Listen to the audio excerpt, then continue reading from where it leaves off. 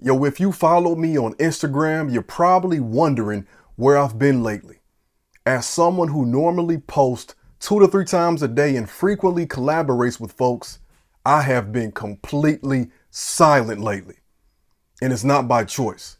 I was banned. My Instagram account was banned as of Sunday, January 11th. And I have been on Substack working overtime trying to get my email list up in the meantime. I don't know why it happened, but it happened. I got a random email from Instagram saying my account was being banned and I could appeal it. I appealed it and it was denied within an hour. And that email said I was permanently banned or something like that. My account was disabled. I had over 440,000 people supporting me on that platform, nearly 90,000 on Threads. And that connection now is gone unless this gets resolved. But that taught me a very important lesson that some of y'all already know. And if you didn't know, now you're gonna know. At any moment in this movement, y'all, they could flip a switch, and the connections we have with each other, the momentum we have in this movement, the information we're getting to inform us on what to do next will be gone. That's already what they did with the algorithm. We no longer have real-time updates about what's happening unless we specifically dictate that our feed looks that way. So as a public educator, as someone who is really passionate about my work, I got to tell you, it really hurts to not be able to communicate with you all directly in this moment. I'm in the dark about a lot that's going on because my Instagram feed was heavily political and it kept me up to date with everything that's going on. No other app keeps me informed in real time the way that app did. Additionally, I had my largest following and most consistent engagement on that platform.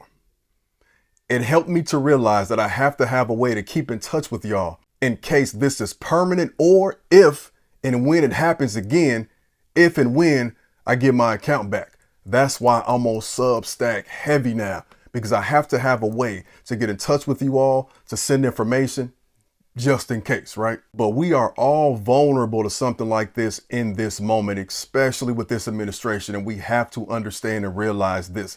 This ain't just about me. It's about us all. Yo, that account that we built, let me give you some context. Over the past year or so, that account nearly grew by 200,000 followers or supporters, as I say.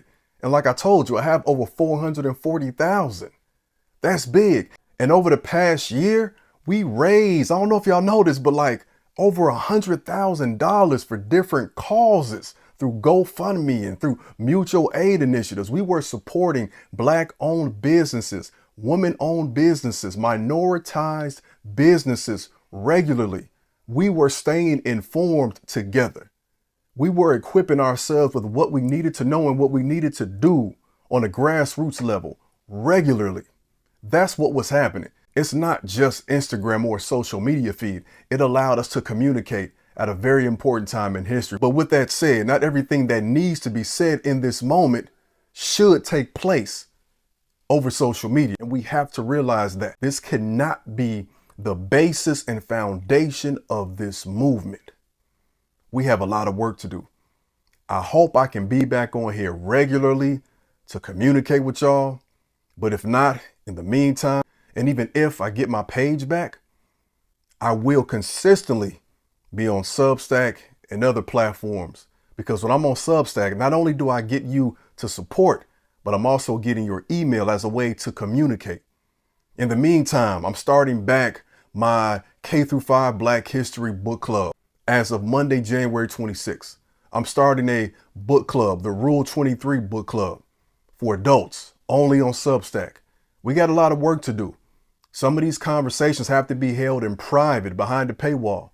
Some of these conversations can be had publicly, but a lot of these conversations have to happen offline, phones away. So with all that said, I hope I'll be back soon. I don't know for sure. And I hope you'll follow me on this journey as we continue on Substack and LinkedIn. I'm still on TikTok, because regardless of where I am, I ain't gonna shut up about this. And yeah, it pains me to not be able to be there on Instagram to do it, but I still got work to do, and I can't let that stop me. So stay alert, stay aware, and keep going, y'all. I appreciate all y'all support. Peace.